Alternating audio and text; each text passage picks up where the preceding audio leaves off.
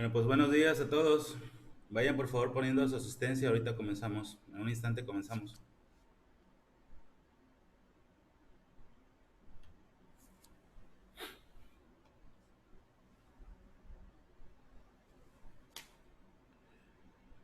Bueno, mientras ponen su asistencia, recordarles que la intención de ponerles estas diapositivas al principio es de que nos quede súper claro cuáles son los lineamientos hasta que los memoricemos y se hagan un hábito.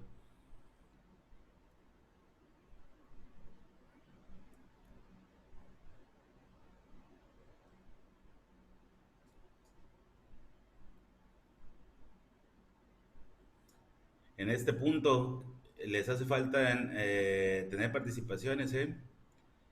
Creo que una vez han alzado la manita nada más para tomar el micrófono.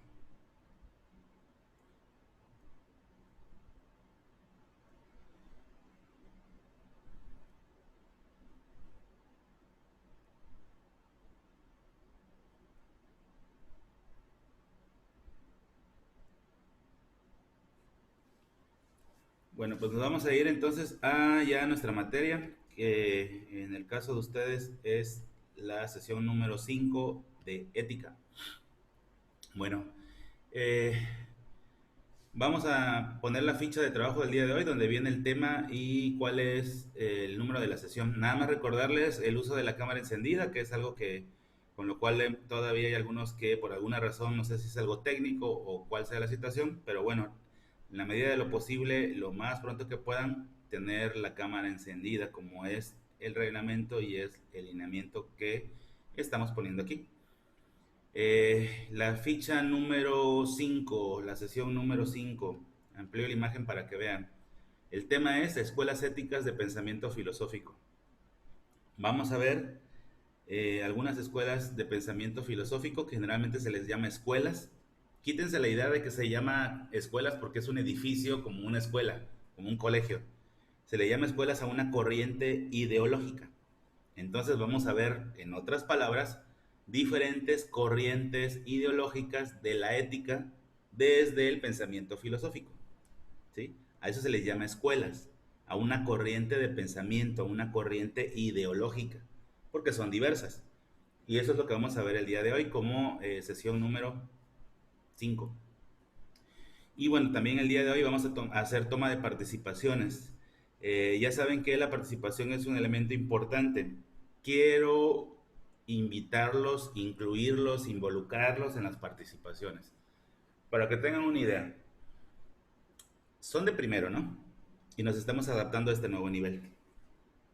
Pero sus compañeros de tercero y quinto que ya estuvieron aquí, que ya pasaron, tanto en el salón de clases presencial como en este proceso de distanciamiento social y tomando clases en línea, eh, como que tienen más noción del manejo del proceso en Lizardi. Y bueno, necesitamos que ustedes también se involucren y se metan a este proceso. La participación dentro de clase, ya sea presencial o así a distancia, tiene que ser evidente. Hay alumnos que tienen participaciones amplias y suficientes que incluso llegan a tener puntos porcentuales y no uno. Se van juntando de 3 décimas, 5 décimas, 10 décimas, 15, 20 décimas, 25 décimas, 30 décimas, 45 décimas equivalen a 4.5 puntos de 10, que incluso les puede llevar a una exención, es decir, a no aplicar una actividad incluyendo el examen que vale 40. Por eso es importante la participación.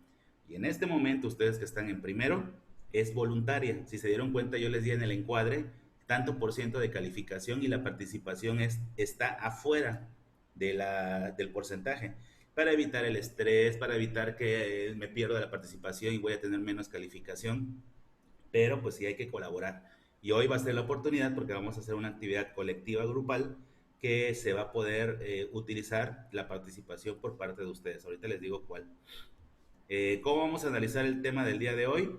A través de este esquemita, que son de 5 puntos. Estas son las escuelas, las principales escuelas éticas, estas 5, comenzando con los sofistas, comenzando con la escuela de Aristóteles, que es el eudemonismo, a lo mejor término nunca he escuchado. La tercera escuela es la escuela de los cínicos, que ya hablamos de un cínico en clases pasadas, que es Diógenes. A ver si ahora entendemos de dónde viene la palabra cínico. ¿Por qué me dicen no seas cínico? Bueno, hoy lo vamos a entender. También vamos a hablar acerca de los estoicos. También se utiliza el término tú mantente estoico, mantente firme, aguanta. También vamos a entenderlo. Y por último, la escuela de los hedonistas, de, que es una de las corrientes filosóficas que, bueno, no fue tan positiva, que es más, trajo bastantes condiciones negativas para los griegos. Y luego vamos a poner este esquemita donde para complementar la explicación de acá, con esto de acá, con esta tabla, acerca de las mismas escuelas que están aquí. Y posteriormente vamos a hacer una actividad colectiva en donde van a tener oportunidad de tener participación. Si se ponen atentos y quieren participar y están en busca de calificación, pues puede haber 3, 6, 9, 12, 15 personas que se lleven participación o puede haber una sola persona que se lleve más de una participación. Voy a tratar de dar la oportunidad a todos y lo vamos a hacer a través del chat, porque si alguien quiere pedir el micrófono y hacerlo en voz alta va a ser muy tardado. Yo simplemente voy a decir tal cosa y a través del chat pueden ponerlo. Si es válido y si aplica, yo lo menciono y eso significa que tienes participación. ¿Dónde queda guardada la participación? En el chat. Nosotros guardamos la grabación de la clase, que es la que yo uso para luego subirla a YouTube, y también guardamos el chat, que es la asistencia. Pero también el chat sirve para toma de participaciones. Por lo tanto, todos aquellos que den una respuesta queda grabado en el chat y por lo tanto yo lo vacío a la acta de participaciones. Como es la primera vez, se los estoy explicando así a detalle. En total, que esto es lo que vamos a hacer el día de hoy. El esquema de clase que ya se los mostré, las notas que van a tomar del esquema y la participación a través de la actividad grupal. Esta es la ficha de actividades para subir a Drive, a excepción de la toma de participaciones que queda grabada en el chat. Ahora, no todo lo que pongan en el chat significa que es participación, solamente aquellos que yo cite y mencione por ser la mejor respuesta o la más rápida o la correcta. Nos vamos acá. La primera cosa que tenemos que tomar como nota, ¿a qué se les llama escuelas éticas? Hicimos la aclaración al principio que el término de escuela no se refiere a un edificio o a un lugar, se refiere a una corriente ideológica, una postura ideológica. Lo que significa que al menos hay estas 5 diferentes posturas con respecto a la ética dentro de la filosofía. Todos ellos, pues los que están viendo ahí, pues todos ellos son grandes o fueron grandes filósofos que hicieron aportaciones a la ética, cada uno con una postura diferente, una ideología diferente. Por eso se les llama escuelas, corrientes ideológicas respecto a la ética desde la filosofía. Olvídense de la idea del edificio. Vámonos con los sofistas. La imagen que está aquí con los sofistas, y la amplío, yo sé que no es fotografía, pero vamos a aprender a identificar los rostros de los referentes filosóficos con las esculturas. Este es Sócrates, el que están viendo con los sofistas. De todos los tres grandes, hablando de Sócrates, Platón y Aristóteles, se mofaban de su apariencia. Una estatura muy baja, un vientre muy prominente. Ya ven que los griegos siempre se hacían esculturas perfectas, incluyendo Sócrates. Pero ya hablamos en la clase pasada, cuando hablamos de Marianela, que no precisamente se referían sus esculturas a la parte física, sino más bien a la belleza que había en el alma. Y por eso es que en muchos casos Sócrates está en escultura con un cuerpo perfecto, a pesar de que en realidad no lo era. Además de su cuerpo, bajo de estatura, con un vientre muy prominente, era con una frente muy amplia, ya mostrando rasgos de calvicie, con una nariz muy respingada, como tortuguita hacia arriba, pequeñita pero muy respingada, lo cual le causaba que fuera motivo de mofarse de él. Y bueno, él es representado así en esta escultura. Él es el máximo exponente de los sofistas, que por cierto, los sofistas es una escuela ética.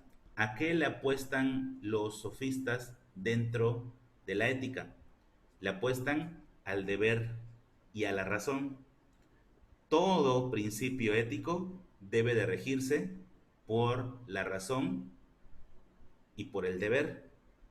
Para los sofistas, que por cierto eran personas con un estatus muy alto en esa antigua Grecia, se daban el lujo de decir, yo le voy a enseñar a él y a él.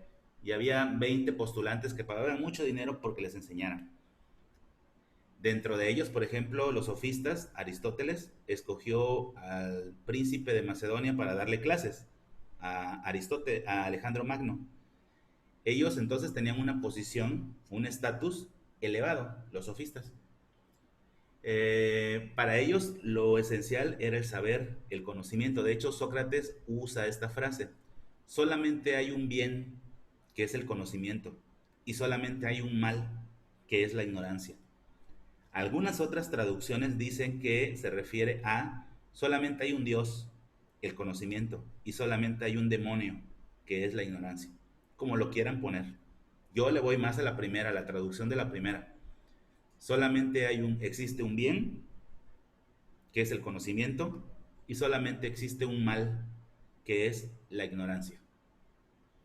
Y bajo este sentido decían los sofistas que la gente a veces actúa éticamente mal porque es ignorante, porque carece de razón, porque carece de entendimiento. Y esa falta de entendimiento y de razón los hace vulgares. Vulgo significa común. Otra. Luego utilizamos el término vulgar para ofender y decimos, no seas vulgar. Pues el término vulgar significa común, común y corriente. Y no es que sean malos, lo que pasa es que la mayoría de la gente en esa Grecia pues era analfabeta. Y el hecho de que tú supieras, en el caso de los sofistas, que además quedamos que eran polímatas, polímatas significa que poseen múltiples conocimientos, matemática, cuando no era matemáticas, era matemática, porque estaba solita, la lógica estaba aparte, la geometría estaba aparte, poseían múltiples conocimientos.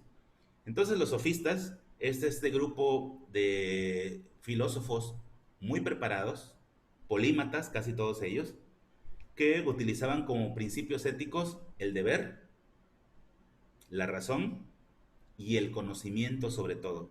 Y de ahí nace la frase de solamente existe un bien, que es el conocimiento, y solamente existe un mal, que es la ignorancia.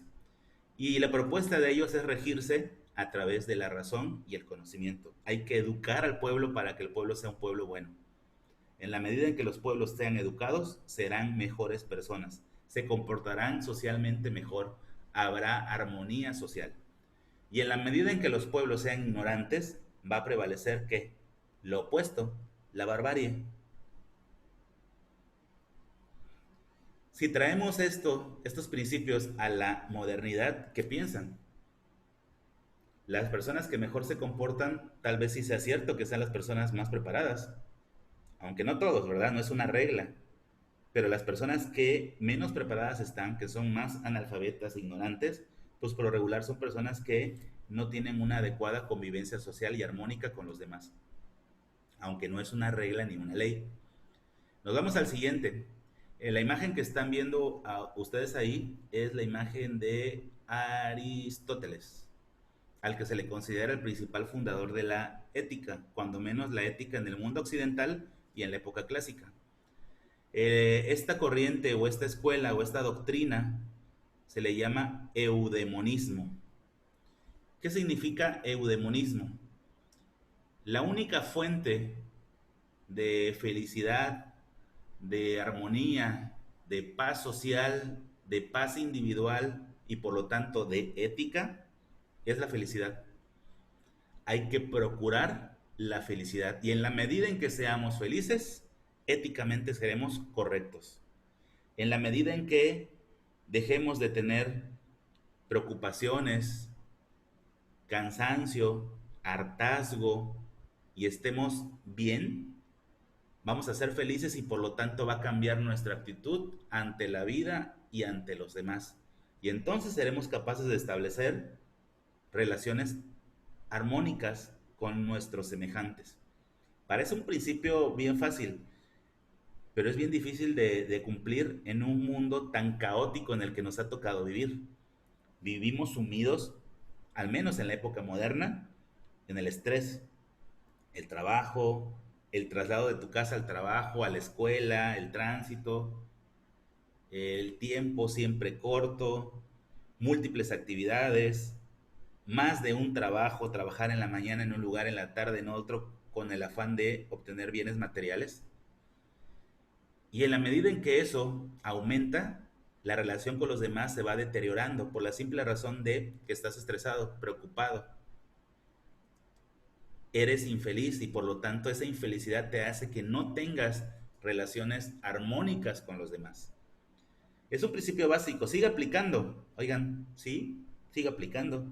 En la medida en que las personas son felices, establecen relaciones adecuadas con sus semejantes, empiezan a respetarse ellas mismas y por lo tanto también existe el respeto hacia la convivencia con los demás. Y conste que tiene más de 2400 años y los principios de estas personas siguen vigentes. Puedes ir con un psicólogo, en la modernidad y decir, es que yo tengo una relación caótica con mis hijos, con mi esposa, que a lo mejor te termina diciendo un poco lo que Aristóteles nos dijo hace ya 2400 años.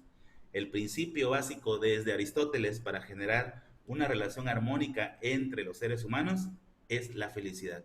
Hay que procurar la felicidad. En la medida en que seamos felices, pues evidentemente lograremos alcanzar ese nivel. La siguiente escuela, la escuela de los cínicos.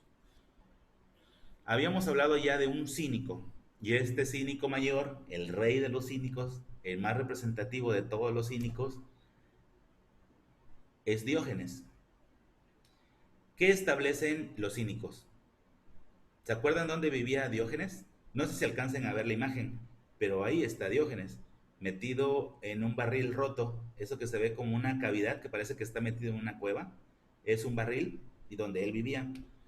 Y siempre se hacía acompañar de perros, perros callejeros, perros de la calle, que lo seguían. Eran sus mascotas fieles y eran sus principales amigos. Ya lo último en su edad ya empezaba a como que no funcionar bien su cerebro. Se tiraba grandes pláticas con los perros. Decían que los perros eran más fieles que las personas. Y de hecho él tenía el mote de el perro, porque decía que él podía vivir como un perro de la calle. Él no necesitaba nada. Él decía que así como un perro puede sobrevivir toda su vida y ser feliz sin un trabajo, sin bienes materiales, también podían las personas hacer lo mismo. Y él copió de los perros esa postura. Y por eso los últimos años de su vida se la pasó prácticamente viviendo en la calle, a pesar de él tener propiedades y tener riqueza, para ser fiel a sus principios. ¿Cuál es su principio básico? ¿Cuál es el principio básico de los cínicos? El desprendimiento total de lo material. La búsqueda de bienes materiales nos hace infelices. Y esa infelicidad, y ahora rescatando a Aristóteles, es la que no nos deja establecer relaciones armónicas con los demás, con nuestros semejantes. Entonces, la postura cínica de Diógenes se acomoda un poco a la de Aristóteles. Están relacionadas. Diógenes, desde la escuela cínica, dice que te tienes que desprender de los bienes materiales, tienes que dejar de estar pensando en todo momento de querer tener para realmente ser feliz. Y Aristóteles dice que para que haya una buena ética y una buena convivencia social, hay que ser feliz. Entonces se complementan estas posturas. Entonces los cínicos basan su doctrina en ello, en el desprendimiento de lo material. En la medida en que dejemos de preocuparnos por lo material y enfocarnos en lo que verdaderamente importa en la vida, vamos a alcanzar la plenitud y por lo tanto vamos a tener relaciones éticas, armónicas con nuestros semejantes y estar bien con nosotros mismos. Hasta ahorita 3 escuelas éticas o 3 doctrinas. Nos vamos a la siguiente. Los estoicos, el estoicismo. Eh, los estoicos tienen su nombre por la palabra estoa en griego, que significa puerta. La estoa es la puerta o pórtico. Y resulta que los estoicos, para librarse un poco de la, ¿cómo le llamaban ellos? Del vulgo, de los vulgares, de los que no piensan, de los que nada más te critican porque estás pensando, se iban a un lugar apartado de la ciudad. Las ciudades griegas casi todas estaban amuralladas, bueno, todas estaban amuralladas. Corinto, Tebas, Esparta, Atenas tenían murallas y tenían un pórtico como única entrada y salida para protegerse de las invasiones. Y entonces ellos salían de sus casas y se reunían este grupo de pensantes, de filósofos, en la estoa de la ciudad, es decir, en la puerta o en el pórtico de la ciudad.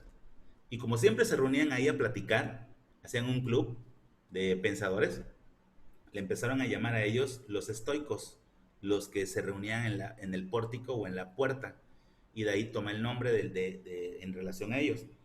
¿Quién es el máximo representante de los estoicos? Este personaje que están viendo ahí, que es una escultura, se llama Zenón con Z.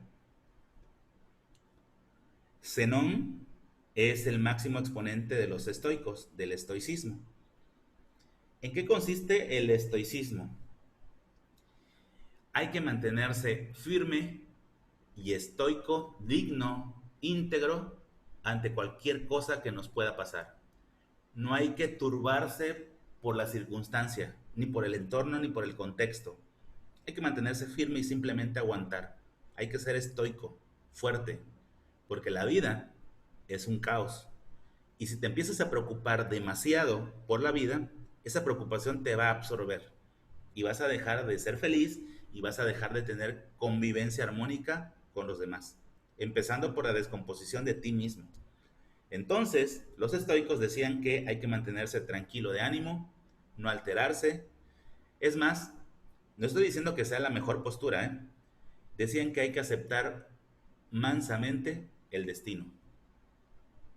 Es decir, lo que me toque vivir, lo voy a tener que vivir porque hay cosas que no puedo cambiar.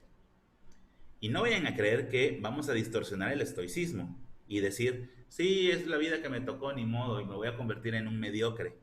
Me estoy refiriendo, por ejemplo, imagínate un accidente, imagínate una discapacidad, imagínate la pérdida de un familiar muy cercano a ti, al que adoras, el que me quieras poner. Son cosas que no podemos cambiar. A eso se refiere con el destino.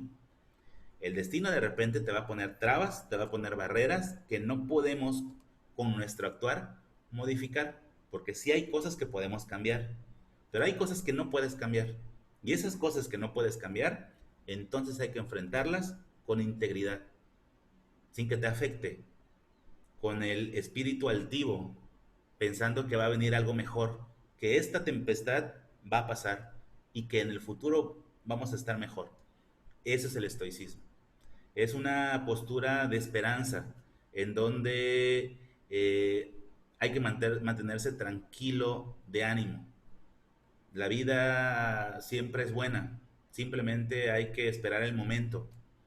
Para los que vieron El Rey León, ¿se acuerdan de estos dos personajes, Pumba y Timón? ¿Recuerdan cómo cantaron una canción que se llamaba Hakuna Matata? Que hablaba acerca de que la vida es felicidad, que a pesar de que no haya comida, hay, ¿cómo le decían? Los gusanos, viscosos, pero sabrosos. De alguna u otra manera buscarle el lado bueno a la desgracia.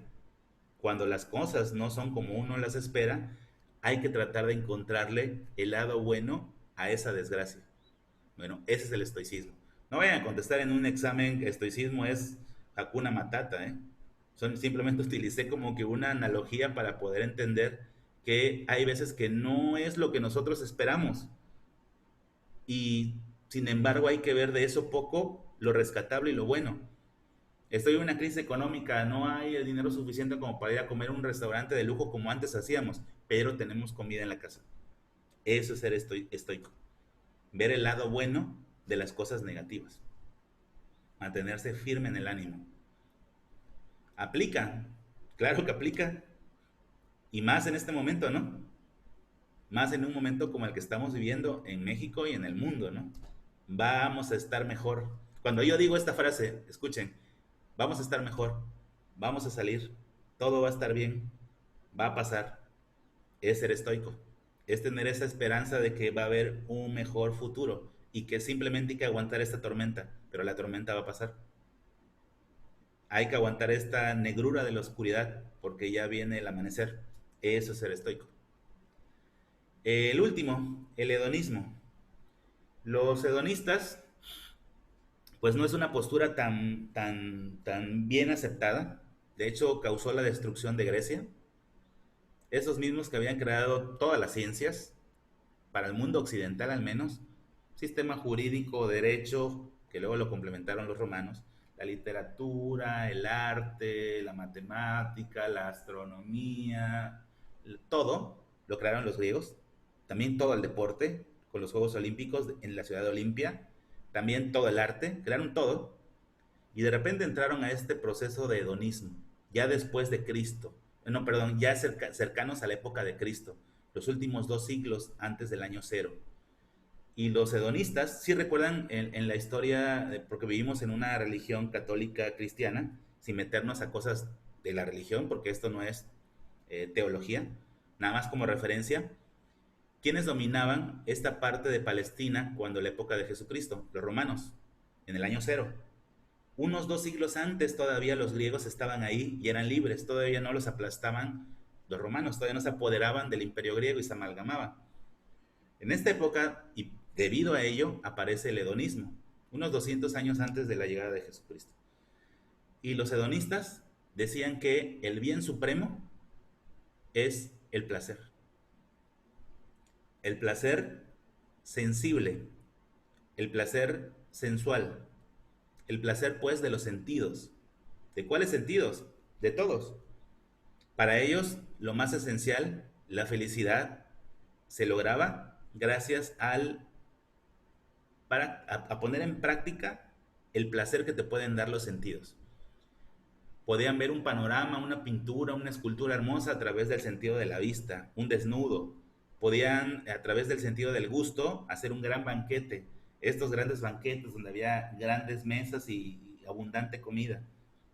El vino, incluyendo la parte incluso de la casi llegando a la aberración sexual, ¿no? Demasiado liberalismo sexual, porque de eso se trataba el hedonismo, de ser simplemente consumidores del placer que te daban los sentidos, no exclusivamente el sexual, todos los sentidos.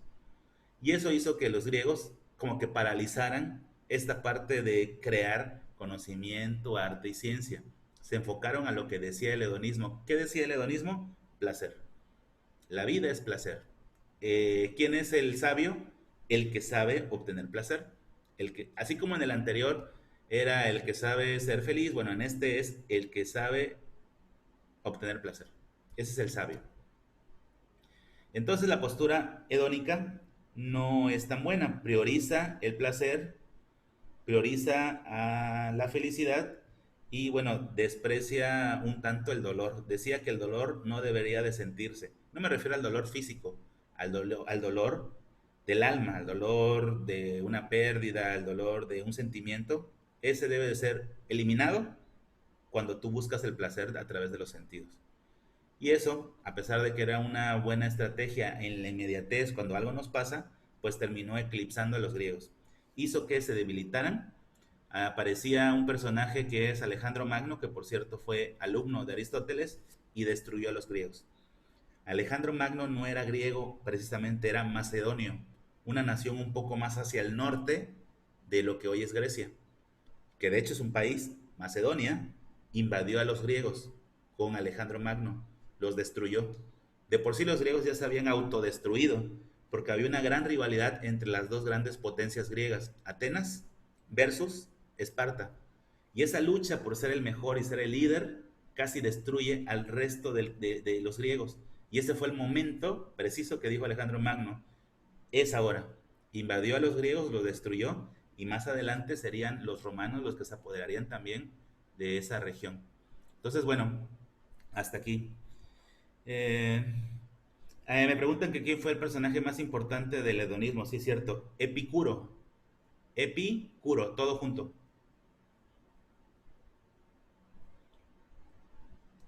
Sí, todos tienen nombre muy raro. Sí, vi que ahí, ¿quién es? Luis Felipe se rió del nombre de Epicuro. No, olvídate, hay otros peores. Empédocles, imagínate.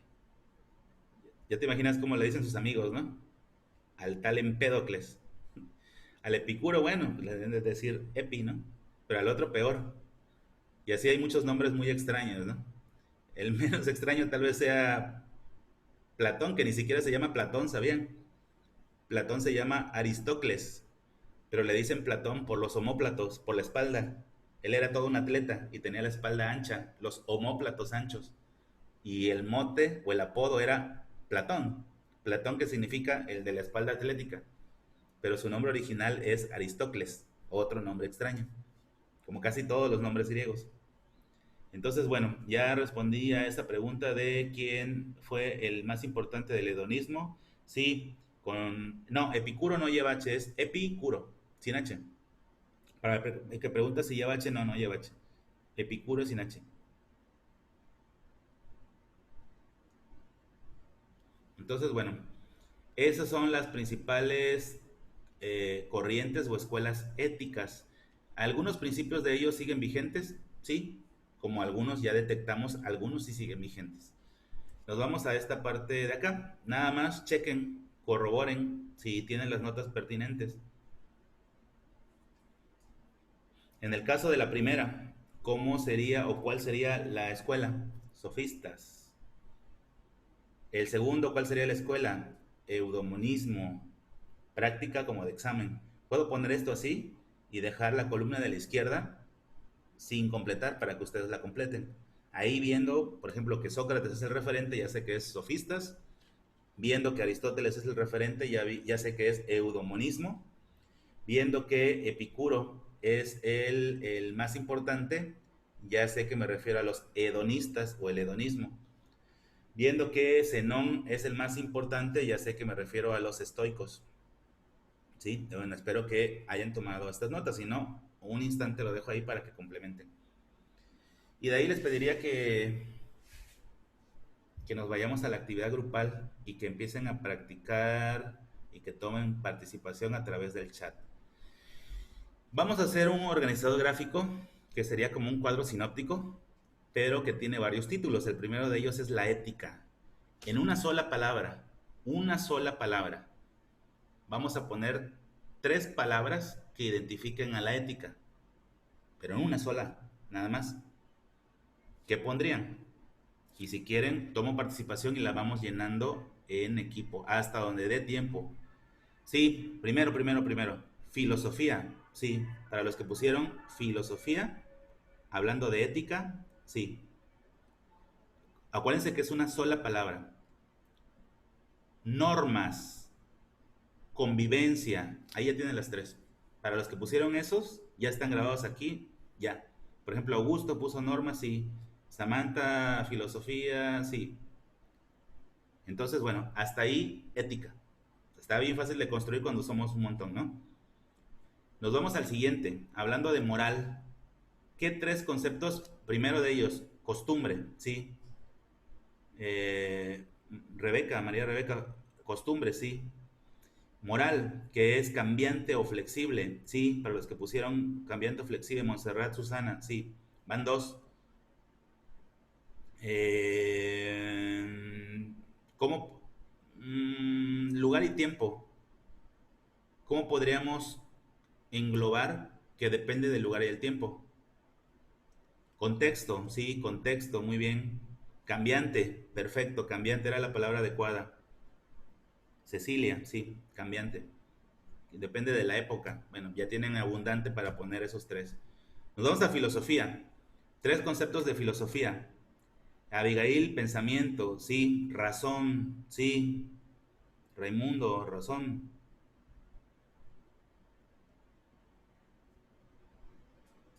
Reflexión, Samantha, sí. Conocimiento, Melissa, sí. Ya tienen ahí muchos. Grecia, sí. Análisis, sí. Nos vamos a la estética. Qué fácil es hacerlo cuando tenemos a 30 haciendo esto al mismo tiempo, ¿no? En la medida de lo posible y para darles chance a ustedes de tomar participación, podemos hacerlo también así. Estética, nos vamos a estética. A ver, que ya se me adelantaron, todavía no decía, ya pusieron. Vamos a tener que regresar. Eh, verdadera belleza es el concepto adecuado, sí, porque simple belleza no, porque se puede confundir con la belleza física. Puede ir acompañado de dos palabras, verdadera belleza, ahí sí, para distinguir de la simple belleza. Eh, perfección, aunque el ser humano nunca alcanza la perfección, siempre es perfectible, es decir, siempre se va adaptando, adecuando para alcanzar realmente la verdadera perfección. Belleza interna, sí, la verdadera belleza, sí.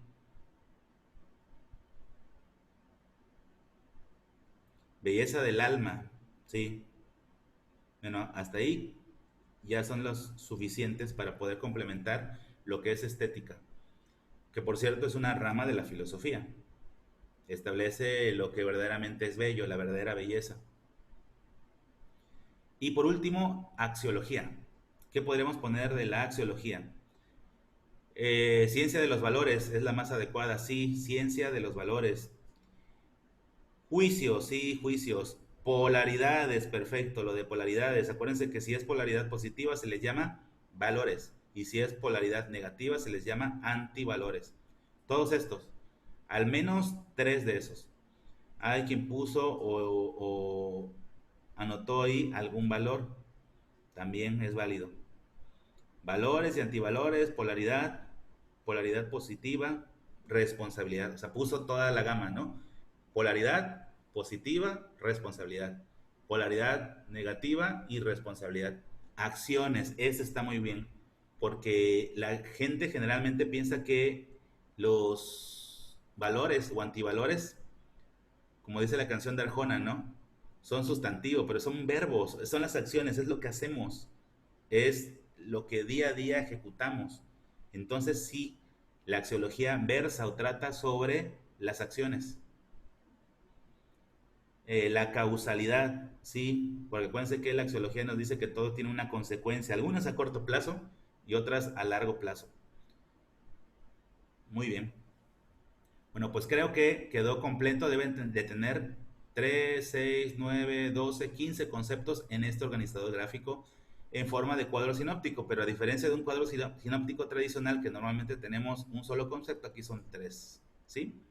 Y bueno, esos son los elementos que hemos visto hasta ahora, además de las escuelas éticas que ya tenemos. Ojalá que en la medida de lo posible también aprendamos a tener participación, alzar la manita, perder el miedo un poco de tener participación activa en la clase. Están de primero, yo sé, pero nos vamos a ir conociendo y van a poder tener participación.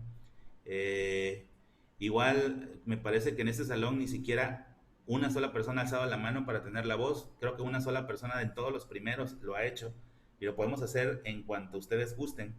La invitación también para aquellos ahora que estoy pudiendo ver a todos aquí en el mosaico, la invitación para todos de poder usar la cámara en la medida de lo posible.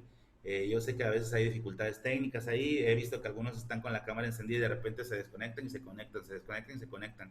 Para lo mejor tengan que ver con una falla técnica, no sé, pero en la medida de lo posible traten de usarla.